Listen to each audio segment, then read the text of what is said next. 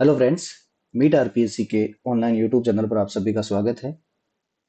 हम NCERT series पढ़ रहे थे जिसमें हम कक्षा 6 के अभी तक कुल 4 चैप्टर कर चुके हैं। आज उसी क्रम को आगे बढ़ाते हुए हम अध्याय 5 पढ़ने जा रहे हैं। राज्य, राजा व एक प्राचीन गणराज्य।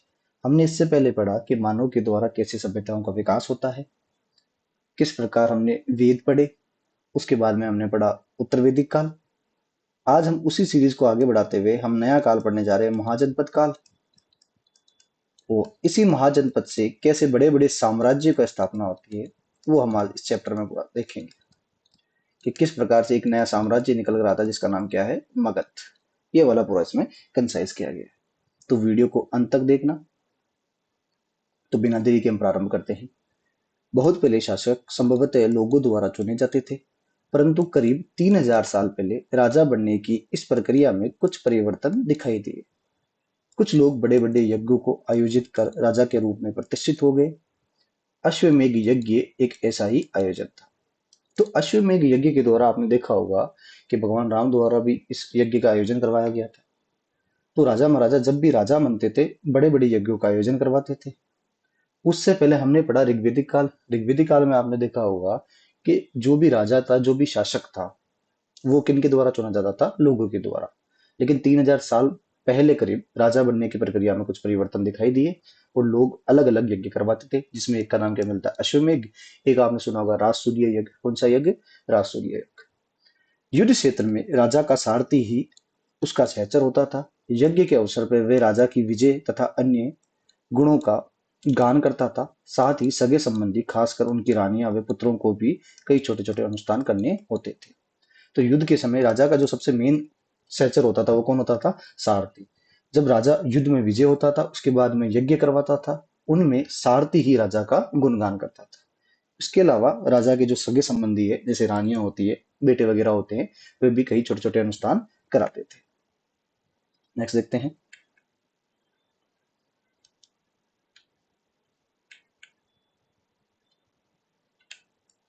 वर्ण।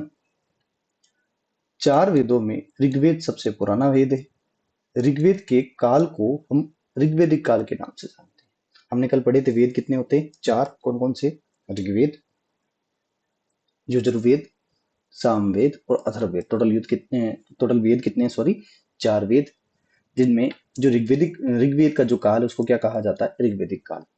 सामवेद, यजुर्वेद, अथर्ववेद, ब्राह्मण, उपनिषद व अन्य कई ग्रंथों के ऋग्वेद के बाद रचे होने के कारण उन्हें उत्तर वैदिक ग्रंथ कहा जाता है। तो वैदिक काल को मुख्यतः 2 भागों में बांटा गया है। कितने भागों में बांटा गया है? 2। एक तो है ऋग्वेदिक काल, एक कौन सा है? उत्तर वैदिक काल। अगर हम टाइम की बात करें तो जो ऋग्वेदिक काल है वो करीबन 1500 ईसा पूर्व से लेकर 1000 ईसा पूर्व तक है। 1500 से लेकर 1000। और जो उत्तर वैदिक काल है वो 1000 से प्रारंभ होकर 600 ईसा पूर्व तक है। जिस काल में ऋग्वेद की रचना हुई, मतलब 1500 से लेकर 1000 ईसा पूर्व के बीच में, उसको क्या कहा गया? ऋग्वेदिक काल। जिस काल में सामवेद, यजुर्वेद, अथर्ववेद, ब्राह्मण साहित्य, उपनिषद व अन्य कई ग्रंथ जैसे पुराण वगैरह, उसको क्या कहा गया है? उत्तर वैदिक काल। क्या कहा गया बेटा? उत्तर वैदिक काल। कब से कब तक है? 1000 से लेकर 600 तक। ये ग्रंथ उत्तर भारत में, खासकर गंगा यमुना क्षेत्र में रचे गए पुरोहितों के द्वारा रचित। इन ग्रंथों में विभिन्न प्रकार के अनुष्ठान व उनके संपादन की विधियां बताई गई है। इनमें सामाजिक नियमों के बारे में भी बताया गया है। तो इन सभी ग्रंथों में, स्पेशली आप देखना वेदों में, जो जिनकी रचना पुरोहितों के द्वारा की गई है, वो विभिन्न प्रकार के यज्ञ या अनुष्ठान के बारे में बताते हैं, या उनके संपादन की क्या बताते हैं? विधियां। उसके अलावा भाई इनमें समाज के नियमों के बारे में भी उल्लेख मिलता है। आगे चलते हैं हम। वैदिक काल में पुरोहितों ने लोगों को 4 वर्गों में विभाजित किया, जिसे क्या कहते हैं? वर्ण कहते हैं। इंपॉर्टेंट है आपके लिए, कई बार पूछा जाता है कि वैदिक काल में पुरोहितों ने लोगों को कितने भागों में विभाजित किया था? 4। उसे क्या कहा जाता है? वर्ण कहा जाता है। पहला कौन सा है? ब्राह्मण। दूसरा क्षत्रिय। तीसरा वैश्य। और लास्ट कौन सा है? शूद्र। तो वर्ण कितने थे? 4। पहला कौन सा? ब्राह्मण। दूसरा क्षत्रिय, वैश्य और शूद्र। प्रत्येक वर्ण में अलग अलग कार्य निर्धारित थे। प्रत्येक वर्ण के अलग अलग कार्य निर्धारित थे। जो सबसे पहले प्रथम वर्ग आता है, जिसको हम कहते हैं ब्राह्मण, वो वेदों का अध्ययन व अध्यापन तथा साथ में क्या करवाते थे, यज्ञ करवाते थे। जो प्रथम वर्ग था ब्राह्मण, उनके द्वारा वेदों का अध्ययन करवाया जाता था, अध्यापन करवाया जाता था, साथ में क्या करवाते थे, वो यज्ञ करवाते थे। जो दूसरा वर्ग आता है जिसे कहा जाता है क्षत्रिय, जो शासक वर्ग था, इनका कार्य था युद्ध वे लोगों की रक्षा करना। तो सेकंड जो क्षत्रिय वर्ग था उसका कार्य क्या था, मुख्यतः युद्ध वे लोगों की रक्षा करना। और जो थर्ड वर्ग आता है जिसे हम कहते हैं विश्य या वैश्य, इसका तीसरा स्थान आता है। इसके अंतर्गत यह कर्षक, पशुपालक या व्यापारी आते थे। तो वेश्य के अंतर्गत कौन कौन आते थे, एक तो कर्षक, दूसरा पशुपालक और तीसरा कौन आते थे, व्यापारी आते थे। अंतिम स्थान शूद्रों का था। इनका कार्य अन्य तीन वर्गों की सेवा करना था। तो इसमें बात सिंपल सी है कि भाई वर्ण व्यवस्था प्रारंभ हो गई थी इसी समय, चार वर्णों में बटा गया था। पहला है ब्राह्मण, दूसरा क्षत्रिय, तीसरा वैश्य और लास्ट कौन सा है, शूद्र। ब्राह्मणों का मुख्य कार्य था कि भाई वेद वगैरह का अध्ययन करवाना, अध्यापन करवाना। क्षत्रियों का मुख्य कार्य था युद्ध या लोगों की रक्षा करना। वैश्य मुख्यतः या तो कर्षक होते थे या पशुपालक या व्यापारी होते थे। अंतिम स्थान पे कौन आते थे, शूद्र, जिनका कार्य क्या था, तीनों वर्गों की सेवा करना। आगे चलते हैं। उत्तर वैदिक काल में प्राय औरतों को भी शूद्रों के समान ही माना गया था। सामान्यतः महिलाओं तथा शूद्रों को वेदों का अध्ययन करने का अधिकार नहीं था। तो आपने देखा होगा, हमने पढ़ा जब पहला चैप्टर सिंधु घाटी सभ्यता या हड़प्पा सभ्यता वाला क्षेत्र, उस समय महिलाओं की स्थिति बहुत अच्छी थी। इवन ऋग्वेदिक काल में भी महिलाओं की स्थिति बहुत अच्छी थी। जैसे जैसे उत्तर वैदिक काल आता है, उत्तर वैदिक काल में महिलाओं की स्थिति में थोड़ा सा परिवर्तन आता है। इस समय हालांकि महिलाओं की ज्यादा स्थिति खराब नहीं थी, लेकिन उनको वेदों का अध्ययन नहीं था। साथ में किनको नहीं था, शूद्रों को। वैदिक काल में क्षत्रिय और वैश्य दोनों को ही यज्ञ करने का अधिकार था। तो क्षत्रिय भी यज्ञ करवा सकते थे और वैश्य भी यज्ञ करवा सकते थे। आगे देखते हैं। अछूत की अवधारणा वैदिक काल के बाद में आई। उत्तर वैदिक काल तक शूद्रों को अछूत नहीं माना जाता था। बाद के काल में शिल्पकार, शिकारी, भोजन संग्रहण तथा शवों को जलाने वाले या दफनाने वाले लोगों को क्या माना जाता है, अछूत माना जाता है। तो जो अछूत की जो अवधारणा करती है वो उत्तर वैदिक काल तक तो नहीं थी। उसके बाद में उत्तर वैदिक काल के बाद में ही कौन सी अवधारणा आती है, अछूत की अवधारणा आती है, जिसमें आप मुख्यतः देखो कौन कौन देखते हो, शिल्पकार, शिकारी, भोजन संग्रहण करने वाले या शवों को जलाने वाले या दफनाने वाले लोग, उनको क्या माना गया था, अछूत माना गया था। आज भी हम कई बार देखते हैं हमारे समाज में, आज भी ये कुरीति है कि हम कई ऐसे वर्ग हैं जिनको हम आज भी यूं कहते हैं कि नहीं साहब ये अछूत है। तो ये व्यवस्था उत्तर वैदिक काल के बाद में आती है। वैदिक काल के अंत तक उत्तर वैदिक काल में सभी वर्णों का निर्धारण जन्म के आधार पर ही होने लग गया था। ये थोड़ा सा इंपॉर्टेंट। आप देखना, उत्तर वैदिक काल से जितने भी पहले काल थे उनमें जो वर्ण व्यवस्था थी वो कर्म आधारित थी, लेकिन उत्तर वैदिक काल में वर्ण व्यवस्था कैसी होगी थी बेटा, जन्म आधारित हो गई थी। उदाहरण के तौर पर ब्राह्मण माता पिता की संतान क्या होती थी, ब्राह्मणी होती थी। कई लोगों ने ब्राह्मणों द्वारा बनाई गई इस वर्ण व्यवस्था को स्वीकार नहीं किया था। कुछ राजा स्वयं को पुरोहित से श्रेष्ठ मानते थे। कुछ लोग जन्म के आधार पर ही वर्ण निर्धारित सही नहीं मानते थे। अब ये जो पूरी व्यवस्था है ये ब्राह्मणों के द्वारा स्थापित की गई थी। कई राजा हैं जो खुद को पुरोहितों से भी श्रेष्ठ श्रेष्ठ मानते थे, और कल कुछ लोगों ने भी इस वर्ण व्यवस्था का निर्धारण था वो इसको भी सही नहीं मानते थे। आगे देखते हैं। इसके अतिरिक्त कुछ लोग व्यवसाय के आधार पर लोगों के बीच भेदभाव उचित नहीं समझते थे, जबकि कुछ लोग चाहते थे कि अनुष्ठान संपन्न करने का अधिकार सबको हो। कई लोगों ने छुआछूत की आलोचना की। आप इसके अलावा देखना, कई लोग ऐसे भी थे जो व्यवसाय के आधार पर लोगों में भेदभाव उचित नहीं मानते थे। कई लोग ये भी कहते थे कि ब्राह्मण, क्षत्रिय और वैश्य के अलावा सबको अनुष्ठान का अधिकार मिलना चाहिए, और कईयों ने तो छूत-छात की भी आलोचना की थी। इस उपमहाद्वीप के पूर्वोत्तर क्षेत्र जैसे कई इलाके में सामाजिक आर्थिक असमानता बहुत कम थी। ये पुरोहितों का प्रभाव भी बहुत सीमित था। लेकिन ऐसे कई भी क्षेत्र हैं, आप देख सकते हैं कि उत्तर पूर्वी भारत, वहां पर कई ऐसे इलाके हैं जहां पर पुरोहितों का प्रभाव कम था। इससे क्या होता था, वहां पर सामाजिक असमानता बहुत कम दिखाई देती थी। इसी के बाद एक नई अवधारणा निकल के आती है, नाम है जनपद। महायज्ञों को कराने वाले राजा आगे चलकर जन के राजा न होकर जनपद के राजा माने जाने लगे। जनपद का शाब्दिक अर्थ होता है जन के बसने की जगह। ये इंपॉर्टेंट है आपके लिए। जनपद का शाब्दिक अर्थ क्या होता है, जन के बसने की जगह। पुरातत्वविदों ने जनपद की कई बस्तियों की खुदाई की, जैसे दिल्ली में पुराना किला, उत्तर प्रदेश में मेरठ के पास हस्तिनापुर व एटा के पास अंतरजी खेड़ा। ये थोड़ा सा इंपॉर्टेंट है। क्योंकि अंतरजी खेड़ा सही 1000 ईसा पूर्व में, कब बेटा 1000 ईसा पूर्व में लोहे की खोज हो गई थी। किसकी खोज हो गई थी? लोहे की खोज। कहां से हुई थी? अंतरजी खेड़ा से। आगे देखते हैं हम। तो जनपद का अर्थ क्या होता है? जन के बसने की जगह। जनपद के लोग चावल, गेहूं, धान, जौ, दाल, गन्ना, तिल, सरसों जैसी फसल उगाया करते थे। इन पुरास्थलों में कुछ विशेष प्रकार के बर्तन भी मिले हैं, जिन्हें चित्रित धूसर पात्र के रूप में जाना जाता था। यहाँ से प्राप्त ये बर्तन कुछ धूसर या कुछ लाल रंग के होते थे। चित्रित धूसर पात्रों पर की गई चित्रकारी आमतौर पर सरल रेखाएं या ज्यामितीय आकृतियों के रूप में होती थी। तो यहाँ से हमारे को कुछ विशेष प्रकार के बर्तन भी प्राप्त होते हैं। आप देख सकते हैं ये एक चित्रित धूसर पात्र है। कौन सा पात्र है? धूसर पात्र। इसमें देख सकते हैं आपको ये आकृतियां मिलेगी, कौन सी? ज्यामिति की आकृतियां, और साथ में कुछ सरल रेखाएं भी मिलती है। तो कौन से काल की है? ये जनपद काल की है। नेक्स्ट चलते हैं। जनपद के पश्चात ही एक नई अवधारणा विकसित हुई, जिसको हम बोलते हैं महाजनपद। हमने कई बार हिस्ट्री वाले सिलेबस में हम पढ़ते हैं महाजनपद काल। आपने देखा होगा उत्तर वैदिक काल जैसे ही समाप्त होता है, अभी हमने देखा कि हम वैदिक काल को दो भागों में बांटते हैं। पहला है 1500 से लेकर 1000, दूसरा है 1000 से लेकर 600। इसको क्या बोला जाता है? उत्तर वैदिक काल। और इसको क्या बोला जाता है? ऋग्वैदिक काल। जैसे ही 600 ईसा पूर्व प्रारंभ होता है, 600 से लेकर 322 ईसा पूर्व के मध्य भारत में कुल 16 जनपद आते हैं, और इन सभी जनपदों को हम बोलते हैं मिलाकर महाजनपद। क्या बोला जाता है? महाजनपद। एक अवधारणा नई विकसित हुई। अब अपने सिंपल सा क्वेश्चन आता है कि महाजनपद काल का टाइम पीरियड क्या है? तो 600 ईसा पूर्व से लेकर 322 ईसा पूर्व के मध्य का जो काल है, उसको क्या कहा जाता है? महाजनपद काल। आगे देखते हैं इसमें क्या लिखा हुआ है। करीब 2500 वर्ष पूर्व कुछ जनपद अधिक महत्वपूर्ण हो गए, उन्हें क्या कहा जाने लगा? महाजनपद कहा जाने लगा।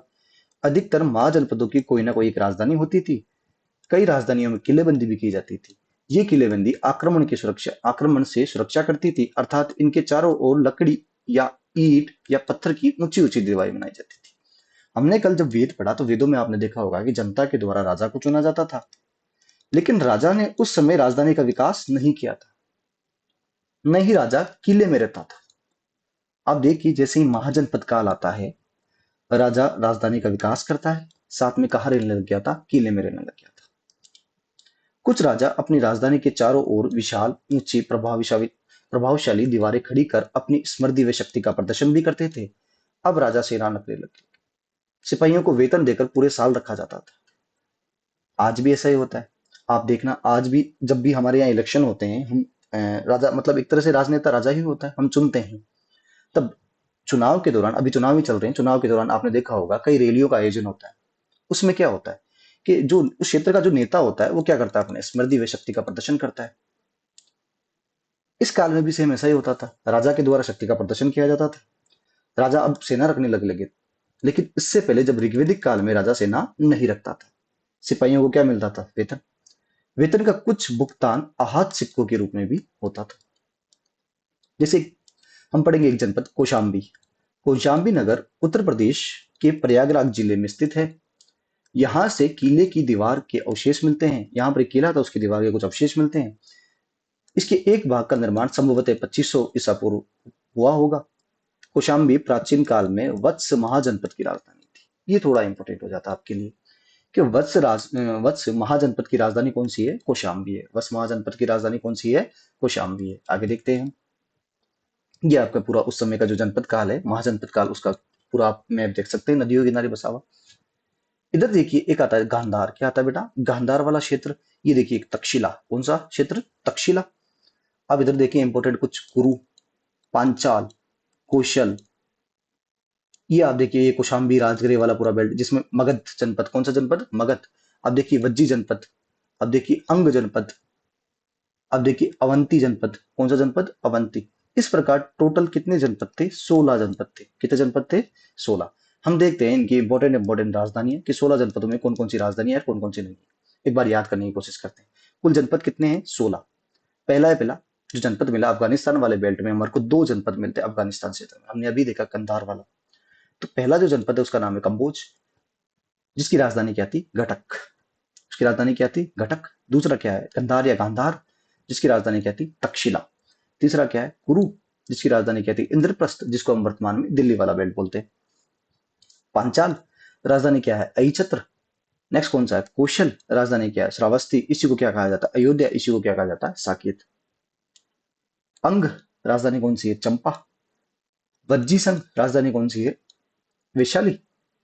मल राजधानी कौन सी है? कुशीनारा। मगध, मगध की राजधानी है गिरिवज्र, राजगृह और पाटलिपुत्र। समय के साथ राजधानियां चेंज हुई है। मत्स्य, ये जयपुर वाली जगह, उसमें राजधानी कौन सी थी? विराटनगर। कौन सी जगह है? विराटनगर। सूरसेन राजधानी कौन सी है? मथुरा। काशी राजधानी कौन सी है? बनारस या वाराणसी। अवंती हमने अभी अभी देखा, उसकी राजधानी कौन सी है? उज्जैन या महिष्मति। अश्मक की राजधानी कौन सी है? पोटली। चेदी की राजधानी कौन सी है? शुक्तिमती। और लास्ट में कौन सा है? वत्स की राजधानी कौन सी है? कौशाम्बी। ये टोटल कितने जनपद थे? 16 जनपद थे। उम्मीद करता हूँ एक बार आप नोटबुक में आपके एड ऑन कर लेना इनको। कई बार इन जनपदों से राजधानियां और जनपद दोनों के क्वेश्चन हमारी परीक्षाओं में पूछे जाते हैं। तो आगे बढ़ते हैं हम।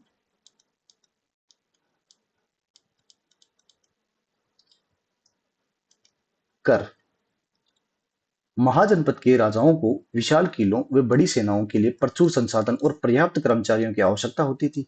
अतः राजा लोगों के द्वारा समय समय पर दिए जाने वाले उपहारों पर निर्भर न रहकर अब नियमित रूप से टैक्स वसूलता था।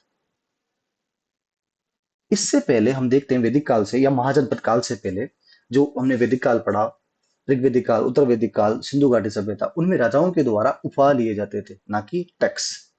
हालांकि सेना लूट मार करके आती थी, उसमें कुछ हिस्सा राजा रखता था, सामंत रखता था, लेकिन वो जनता पर या यज्ञ पर या अनुष्ठानों पर खर्च होते थे।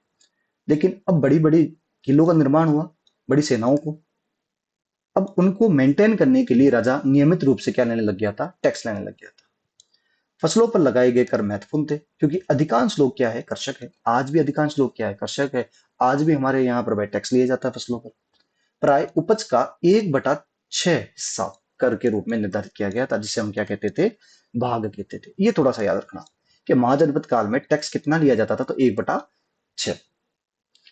कारीगरों के ऊपर भी कर लगाया जाता था, जो प्राय श्रम के रूप में चुकाए जाते थे। जैसे कि एक बुनकर, लोहार या सुनार है, जो राजा के लिए महीने में एक दिन काम करेगा। तो जो कारीगर वर्ग था मुख्य थे, इसमें हम बुनकर ले लेते, लोहार ले लेते, सुनार, इनको टैक्स में वेतन वगैरह नहीं देना पड़ता था या नगद रूप में नहीं देते थे ये लोग। तो क्या करते थे? ये लोग राजा को महीने में एक दिन काम करते थे राजा के लिए। एक तरह से आप इसको बेगार प्रथा भी कह सकते हैं। पशुपालकों को जानवरों को वे उनके उत्पाद के रूप में कर देना पड़ता था। अब जो पशुपालक वर्ग वाले हैं, वो जानवरों के जो उत्पाद होते थे उनके टैक्स देते थे। जैसे भाई गाय वगैरह हुई, तो गाय से दूध हो गया, घी वगैरह हो गया, वो टैक्स के रूप में देते थे। व्यापारी वर्ग को सामान खरीदने में बेचने पर भी कर देना पड़ता था। आखेटक व संग्रहकों को जंगल से प्राप्त वस्तुएं राजाओं को कर के रूप में देनी पड़ती थी। तो जो व्यापारिक वर्ग है, वो सामान को जब खरीदते थे, बेचते थे, उनके बदले टैक्स मिलता था, देते थे। आखेटक वर्ग है, वो भी जंगल से जो भी चीज लेके आते थे, वो किसको देते थे? टैक्स के रूप में राजा को देते थे। आगे देखते हैं हम। कृषि में परिवर्तन। महाजनपद युग में कृषि के क्षेत्र में दो बड़े बड़े परिवर्तन देखने को आए। पहला, हल के फाल अब लोहे के बनने लगे थे। हमने अभी देखा कि लोहे की खोज 1000 ईसा पूर्व में हो गई। कहां से हुई थी? अंतरजीखेड़ा, उत्तर प्रदेश। यहाँ पर लोहे की खोज होती है। इससे पहले जो हल बन रहे थे, वो किसके बन रहे थे? लकड़ी के या मिट्टी के। इसलिए वो इतने ज्यादा मजबूत नहीं थे। अब जो हल है, वो किसके बनने लग गए थे? लोहे के। और कृषि में एक नया परिवर्तन देखने को मिलता है। इससे क्या होता है कि इससे कठोर जमीन को लकड़ी की फाल की तुलना में लोहे की फाल से आसानी से जोता जा सकता था। इससे क्या होगा? इससे क्या होता था? फसलों में उपज भी बढ़ गई थी। और सिंपल सी बात है कि अब जितने भी आप देख सकते हैं, जितने भी लोहे से संबंधित या हल वगैरह थे, उनसे क्या होता था? लोहे के जो हल वगैरह से, उनसे आसानी से वो जमीन वगैरह की जुताई करते थे। उससे फसलों में उपज भी अधिक होती थी। लोगों ने धान के बीज छिड़क कर उपजाने के बजाय धान के पौधारोपण की प्रक्रिया सीख ली थी। ये थोड़ा सा इंपॉर्टेंट हो जाता है। आप देखना, लोहे के हल वगैरह बनने लग गए। साथ में पहले जब धान के बीज छिड़क कर उनका उत्पादन किया जाता था, अब धान की जगह, जो बीज छिड़कने की जगह, उनके जगह किसका उपयोग करने लग गए थे? वो पौधारोपण। आज भी हम देखें, धान की जो खेती होती है, वो कौन सी प्रक्रिया से होती है? पौधारोपण प्रक्रिया से होती है। इससे क्या हुआ? इससे पहले की तुलना में बहुत अधिक पौधे जीवित रहते थे। इससे कमर तोड़ परिश्रम लगता था। ये काम अधिकतर दास, दासी या भूमिहीन खेतीर मजदूर या कम कार करते थे।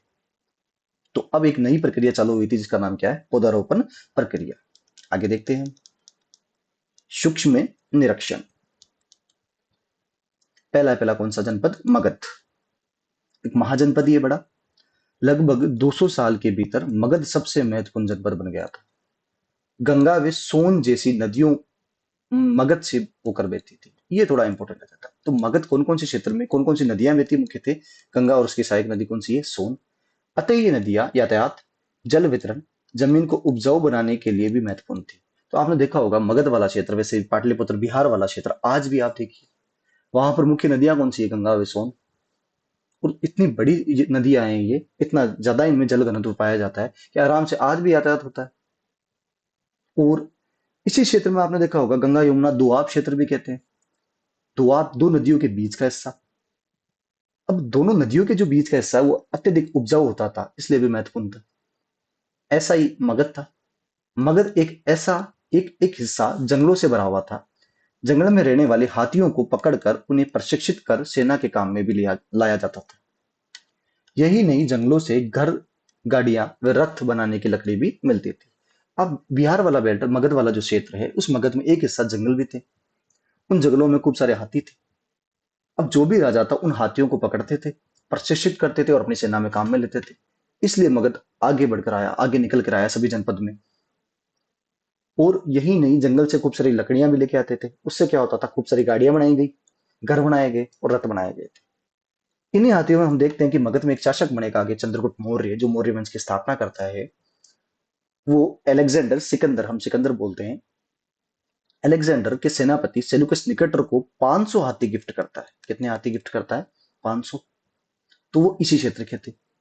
इस क्षेत्र में लोहे की खदानें भी थी। मजबूत औजार हथियार बनाने के लिए बहुत ही उपयोगी थी। अब मगध वाले क्षेत्र में ही सबसे पहले लोहे निकलने लग गए थे। उससे क्या हुआ कि औजार और हथियार अत्यधिक मजबूत बनते थे और इस कारण मगध शक्तिशाली बनता गया। मगध में दो बहुत ही शक्तिशाली शासक बने, जिनमें एक का नाम है बिंबिसार, एक का नाम क्या है, अजातशत्रु। तो जो मगध का जो पहला साम्राज्य विस्तारी शासक बोल सकते हैं वो कौन था, पहला बिंबिसार, सेकंड कौन सा है, अजातशत्रु। ये दो बड़े शक्तिशाली थे। हालांकि बिंबिसार अजातशत्रु के पिता हैं और बिंबिसार की हत्या अजातशत्रु ही करता है। तो बिंबिसार की हत्या कौन करता है, उसका बेटा अजातशत्रु करता है। अन्य जनपदों को जीतने के लिए हर संभव साधन अपनाते थे। महापद्म नंद एक महत्वपूर्ण शासक था। उन्होंने अपने नियंत्रण का क्षेत्र इस उपमहाद्वीप के उत्तर पश्चिमी भाग तक फैला दिया था। उसके बाद में एक नया शासक बना, नाम क्या है, महापद्म नंद, नंद वंश की स्थापना। इन्होंने अपने साम्राज्य को उत्तर पूर्व से तो फैलाया ही फैलाया, साथ में कहां तक फैला दिया था, उत्तर पश्चिम क्षेत्र तक भी फैला दिया था। आगे देखते हैं। बिहार में राजगृह, आधुनिक राजगिरी, कई सालों तक मगध की राजधानी नहीं। तो मगध की जो पहली राजधानी आप देख सकते हैं वो कौन सी थी, राजगृह, जिसको हम क्या बोलते हैं, राजगिरी। बाद में राजधानी बनती पाटलिपुत्र। बाद में राजधानी कौन सी बनती है, पाटलिपुत्र, जिसको हम वर्तमान में क्या कहते हैं, पटना। पाटलिपुत्र नगर की स्थापना, एक शासक होता है उदयन, क्या नाम है बेटा, उदयन। उसने किसकी नगर की स्थापना की थी, पाटलिपुत्र की। कौन कौन सी नदियों के किनारे, तो गंगा व सोम नदी के किनारे। गंगा व सोम नदी के किनारे किसकी स्थापना करी थी, पाटलिपुत्र की। 2300 वर्ष पूर्व मैसेडोनिया का राजा सिकंदर विश्व विजय करने निकला था। पूरी तरह सफल न होने पर भी वह मिस्र व पश्चिमी एशिया के कुछ राज्यों को जीतता हुआ भारतीय उपमहाद्वीप में व्यास नदी के किनारे तक पहुंचता है। मगध की कूच करना, मगध के लिए भी कूच करना चाहा था तो उसके सिपाहियों ने इनकार कर दिया। वे इस बात से भयभीत थे कि भारत के शासकों के पास पैदल सेना, रथ और हाथियों की बहुत बड़ी सेना थी। तो लगभग 2300 ईसा पूर्व, लगभग मैं आपको सिंपल सा बता दूं फैक्ट में, 326 ईसा पूर्व के समय मैसेडोनिया या मकदूनिया का एक शासक है सिकंदर, जिसको हम बोलते हैं अलेक्जेंडर, वो भारत आता है। अलेक्जेंडर या सिकंदर के जो पिता का नाम था वो नाम था फिलिप, और उनके गुरु थे अरस्तु। कई बार पूछा हुआ है कि अलेक्जेंडर के गुरु का नाम क्या है, अरस्तु। ये विश्व विजेता बनने का सपना देखता है और भारत की तरफ आता है। सबसे पहले ये अपनी सिंध वाले बेल्ट पर यहाँ पर आक्रमण करता है और यहाँ के एक शासक थे आम्बी, क्या नाम है, आम्बी, तो उसकी अधीनता स्वीकार कर लेते हैं। कालांतरण में आप देखना वो हमारे सिंधु वाले क्षेत्र में आता है। इसी क्षेत्र में एक जगह एक शासक था पोरस, क्या नाम है, पोरस। इन दोनों के बीच में संघर्ष होता है, सिकंदर और पोरस का युद्ध। इन दोनों के मध्य संघर्ष होता है। हालांकि उसमें सिकंदर जीत जाता है, अलेक्जेंडर जीत जाता है और पोरस की हार होती है। लेकिन सिकंदर पोरस से बहुत ज्यादा प्रभावित होता है और उसे उसका राज्य पुनः लौटा देता है। वह उसकी सेना को कहता है कि आप व्यास नदी को पार कीजिए। इसकी सेना व्यास नदी के पास पहुंचती है, सिंधु की सहायक नदी है। लेकिन इसकी सेना मना कर देती है व्यास नदी को क्रॉस करने के लिए। वो इसलिए मना करती है कि आगे वाला पूरा क्षेत्र किसके कंट्रोल में था, मगध के क्षेत्र में।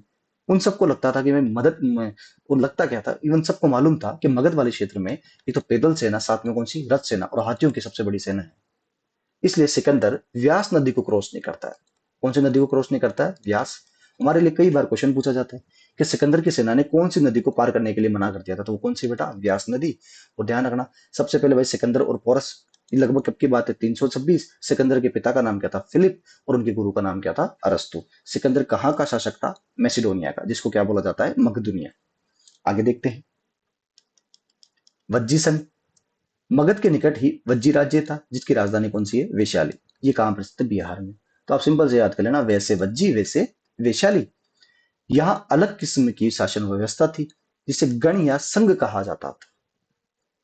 तो मगध के अलावा एक वज्जी भी महाजनपद था। ये इसकी राजधानी कौन सी थी? वैशाली। यहाँ थोड़ा सा अलग किस्म की शासन व्यवस्था थी, जिसको क्या कहा जाता था? गण या संघ।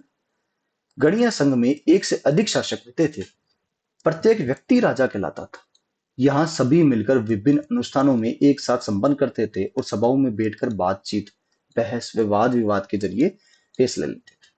तो एक तरफ हमने पढ़ा महाजनपद, वहां पर शासक बनता था एक ही। लेकिन एक साइड इसी के विपरीत एक संघ और है, जिसका नाम क्या है? वज्जी संघ। जिसकी राजधानी क्या है? वैशाली। वहां पर गण व संघ प्रभाव था। एक से अधिक शासक होते थे, सब मिलकर फैसला लेते थे। आगे देखते हैं हम गण शब्द। गण शब्द का प्रयोग कई सदस्य वाले समूह के लिए किया जाता है। तो गण शब्द का प्रयोग किन के लिए किया जाता है? कई सदस्य वाले समूह के लिए किया जाता है। संघ।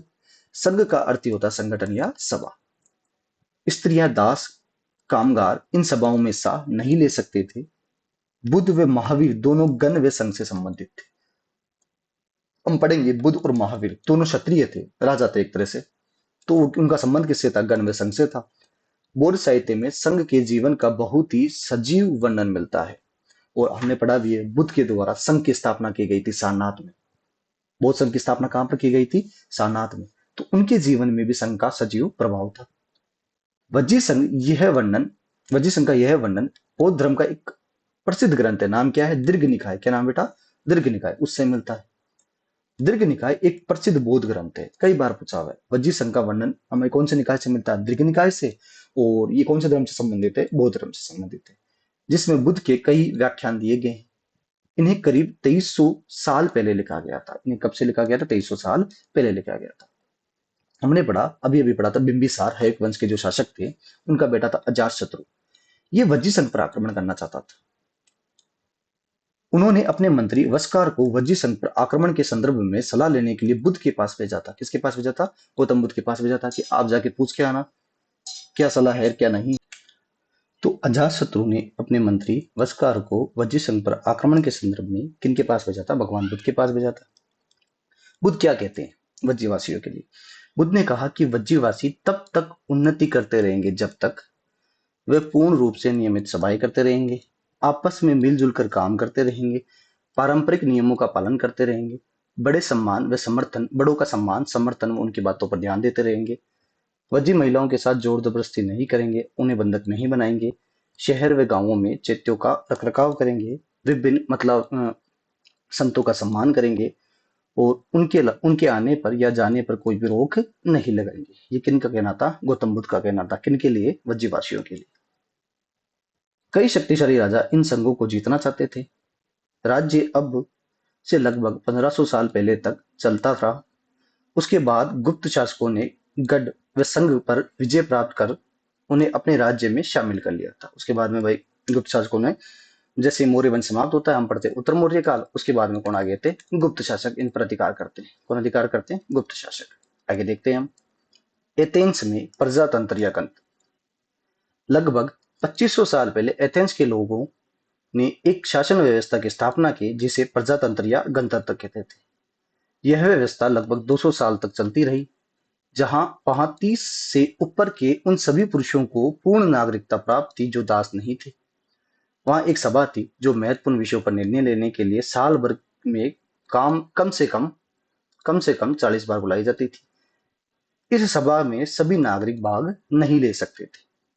यहाँ पर औरतों को नागरिकों का दर्जा नहीं था। व्यापारी व शिल्पकारियों को के रूप में एथेंस में रहने और काम करने के लिए बहुत से विदेशियों को भी यहाँ पर खाद्यान्न, खेतों, घरों और कार्यशालाओं में काम कर रहे दासों को भी नागरिकों का अधिकार नहीं था। तो इसमें एनसीईआरटी में सिंपल सा पूछा हुआ है कि एथेंस में प्रजातंत्र था या गणतंत्र, तो उसके बारे में थोड़ा सा ये बताया हुआ है। ये आपके भाई अध्याय 5 कंप्लीट होता है। उम्मीद करता हूँ वीडियो आपको पसंद आई होगी। प्लीज चैनल को सब्सक्राइब करना, लाइक करना और हमारे टेलीग्राम चैनल मीट आरपीएससी को ज्वाइन करना। उसमें हम राजस्थान से संबंधित जितनी भी भर्ती परीक्षाएं उनके इंपॉर्टेंट क्वेश्चन, साथ में करंट अफेयर्स उससे संबंधित क्वेश्चन भी पूछते हैं। थैंक यू सो मच, मिलते हैं नेक्स्ट वीडियो में।